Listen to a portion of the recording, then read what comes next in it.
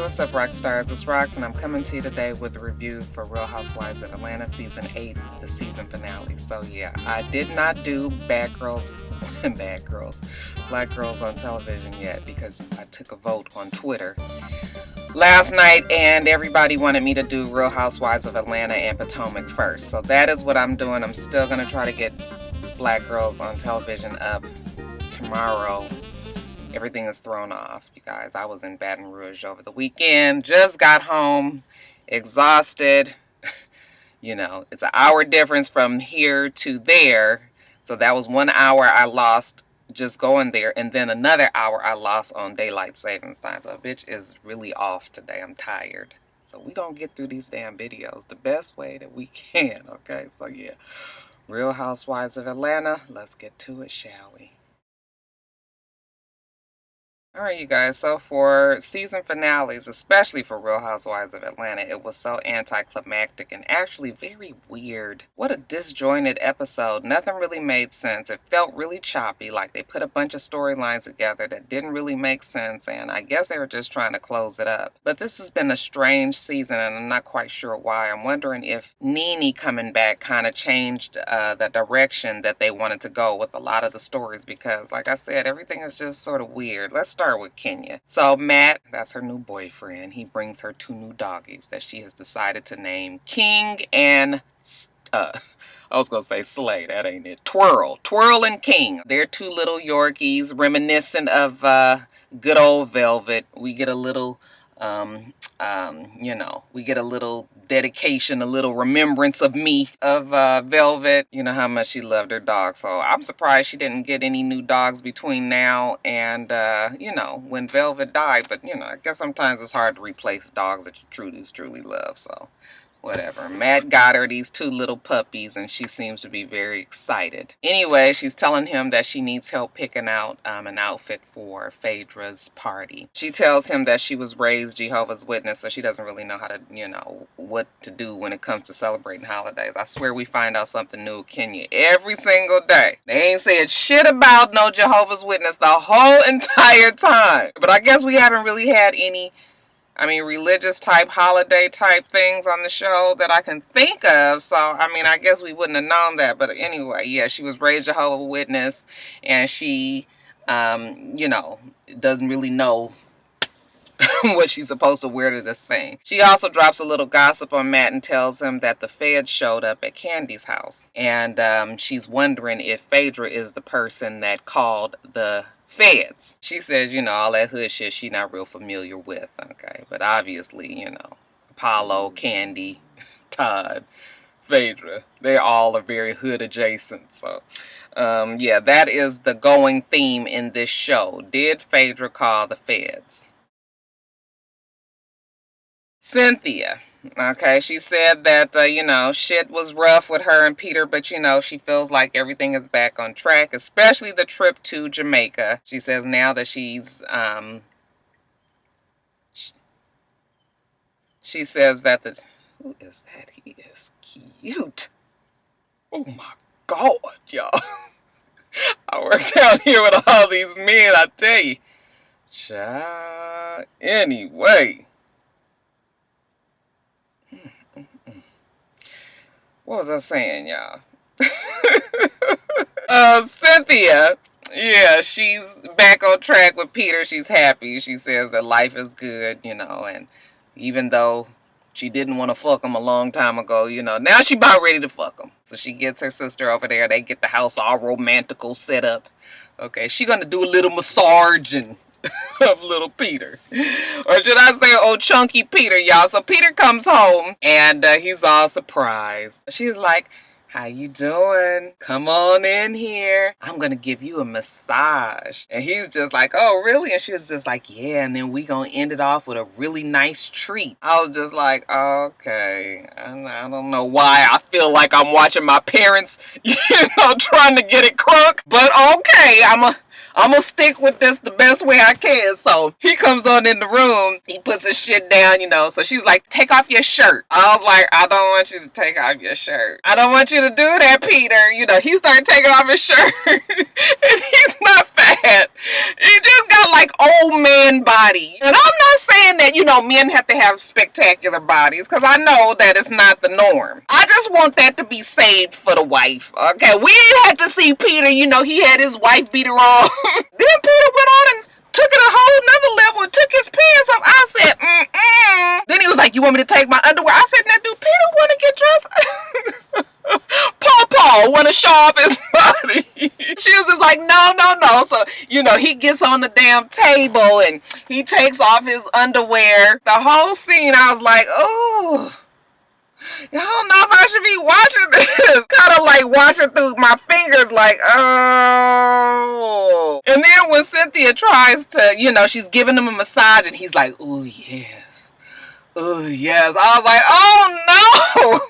And then he turns over and she was just like, I'm going to get on top. He was like, oh, no, don't get on top. I was like, bitch, don't get on top. And she gets on top and she put her knees like right in his damn ding-ding. I said, bitch, you trying to castrate our boy? He was just like, your knee is right there. She was like, oh, is that the wrong place? Yes, Cynthia. Girl, don't do this sexy. It was just all so strange. And then, to make the shit even worse, all of a sudden she hears Noelle. She's just like, oh, Noelle, what are you doing here?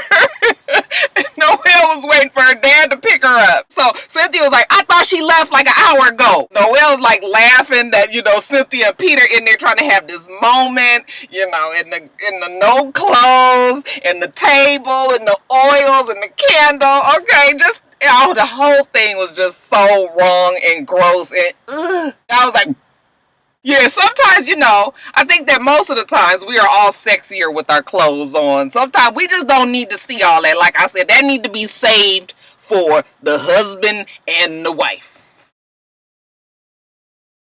Porsha, okay, she and her sister go to the doctor because Porsha said, you know, I had fibroids before, and I have to make sure that they're not around anymore, that I can have a baby like my sister, and Kandi, and Phaedra, and everybody else. So she goes to the doctor. Evidently, she had some sort of procedure back when she had her miscarriage, to rid herself of these fibroids so that she can carry a baby. They had a little flashback of her and Cordell were together. I said, you guys see how less juicy she was? That bitch has developed quite a bit in the last couple of years, hasn't she? Totally different, Porsha, right? Anyway, long story short, she sees the doctor. The doctor is just like, yeah, you still have fibroids. She's just like, oh. I didn't expect the doctor to tell her that, but the doctor's like, don't worry about it. They're walnut size. It's a few of them. It's nothing that should keep you from being able to have a baby. So then she is just like, oh, okay, good, because I was real worried. Because when you said I had fibroid, I was just like, oh my God, I'm going to have a baby. How am I have a baby if I have all these fibroids in my stomach? And they do be in my stomach, right? You have a baby in your stomach? Porsha finds out that she's able to have a baby, so she's very pleased with herself right now. The doctor even gives her hope and says, you know what, I had my first baby at 38, my second baby at 42, so it's not like you can't have them. I was just like, yeah, it ain't like you can't have them, but why the fuck you trying to have kids?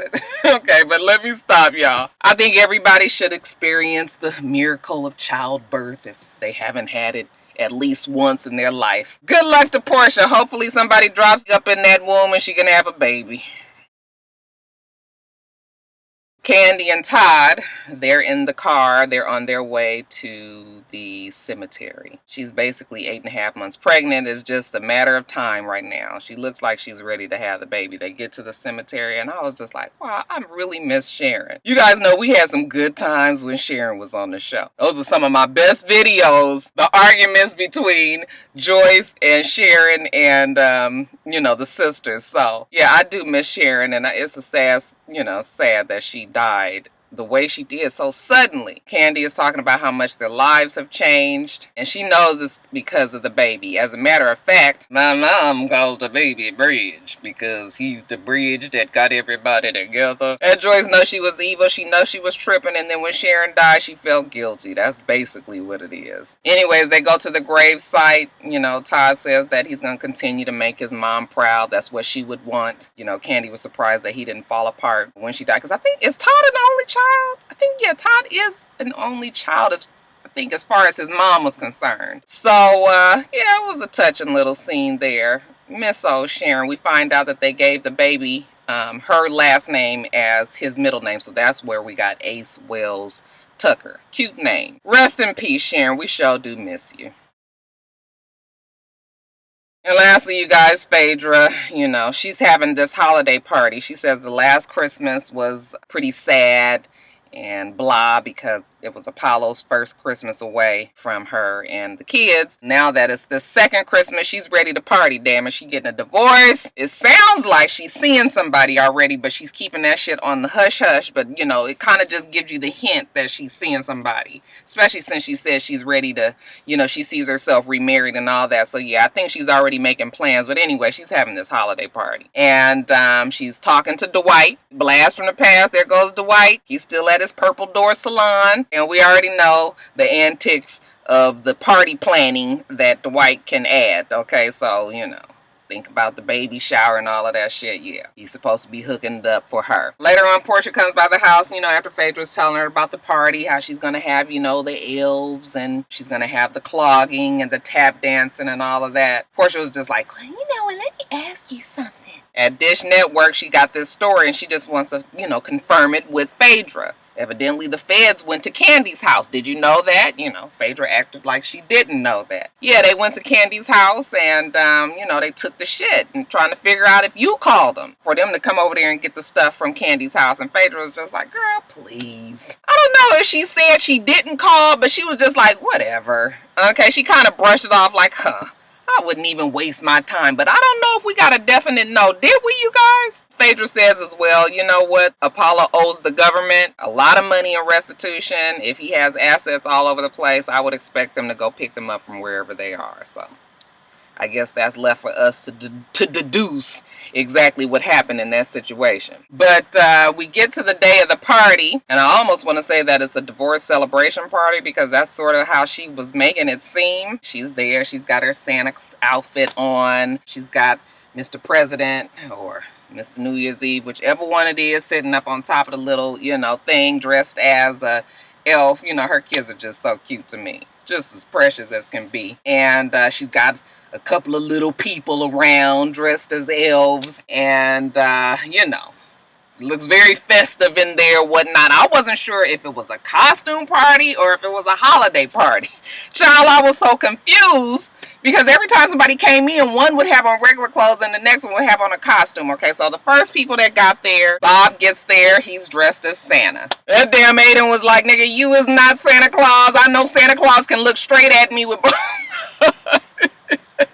and Ada was like, bitch, you ain't gonna pull it today. Shit. Then we got Kandi and Todd, and they were dressed normally, especially because Kandi is pregnant, so I'm sure she ain't really trying to get into no costumes right now. Kandi's whole thing is, you know, I'm not really sure what's going on with me and Phaedra, you know, if she called the feds or what. Kandi is just like, I'm just gonna hold her at arm's length, you know, be here at the party, you know, and just leave it alone. I'm not even gonna worry myself about it. We see Sheree. Sheree is there dressed normally too. She says, you know, Bob is working real hard to get back with her. Baby ain't never been easy, so he gonna have to continue to keep working hard. Then we see Kim and Chris. Okay, now they dress normal. They seem like they happy to be there. We also see the black Miley Cyrus. What's that child? What did I call her? You guys, I can't even think of what I used to call her. Miley the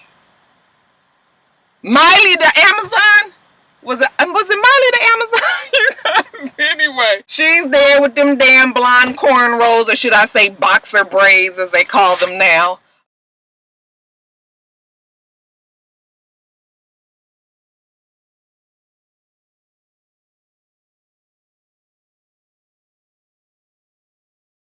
Then we see Portia walk in. Portia got on some little short I guess it's supposed to be a Santa elf suit, you know. Kim is just looking like, oh, okay, girl, where the rest of your damn clothes at? We get Cynthia and Peter.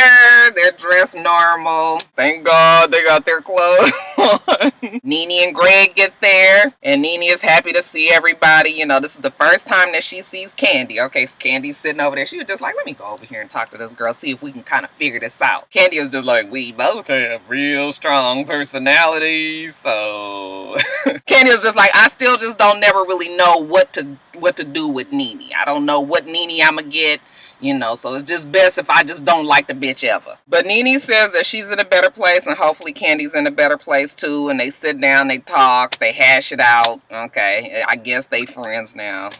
I guess. Then we get Kenya. She's the last one to show up. Okay, she's dressed as the Grinch. And it's all in good fun. You know, everybody sees her, and they're just sort of like, you just don't never know how fucking Kenya gonna roll. She says that Matt is parking the car. Well, I don't think we ever saw Matt. Did Matt ever walk in, y'all? Maybe he did. And maybe I missed him, but I mean the whole thing was just weird. So you know, she's there and she starts to stir up the little gossip about, you know, the feds showing up at Candy's house and wondering if Phaedra was the one who called. Phaedra walks up while she's talking to the girls and is like, do I hear my name? What are you guys talking about? And so Kenya was just like, yeah, we was just wondering if you was the bitch that called the damn feds to go over to Candy's house. And again, you know, she was just like, you know, don't believe everything that you read. Okay, never did we get a no. I did not call the feds. And I mean, I don't even think it's bad if she did call the feds, because fuck, she got them, you know, they breathing down her neck. Hey, let me help you out. I mean, is that snitching? I don't know, y'all. Y'all know all these fucking snitch rules and everything. Anyway, she never really denies it. She just kind of brushes it off like, bitch, I got better things to do than be fucking around calling feds to go over to Kandi and Todd's house. She finally just like, you guys, you know what? Let's all come over here. I got a little soft shoeing. I got a little